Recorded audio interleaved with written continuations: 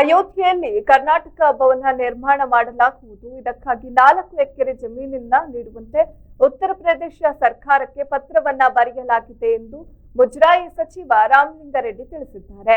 ಅಯೋಧ್ಯೆಯಲ್ಲಿ ಶ್ರೀರಾಮ ಮಂದಿರ ಲೋಕಾರ್ಪಣೆಗೂ ಆಗಿದ್ದು ಅಲ್ಲಿ ಹೋಗುವವರ ಸಂಖ್ಯೆ ಕೂಡ ಹೆಚ್ಚಾಗಿದೆ. ಕನ್ನಡಿಗರು ಅಯೋಧ್ಯೆಗೆ ಹೋದಾಗ ಉಳಿದುಕೊಳ್ಳಲು ಅನುಕೂಲವಾಗುವಂತೆ ಕರ್ನಾಟಕ ಭವನ ನಿರ್ಮಾಣಕ್ಕೆ ಆದೇಶಿಸಲಾಗಿದೆ ಎಂದು ತಿಳಿಸಿದರು.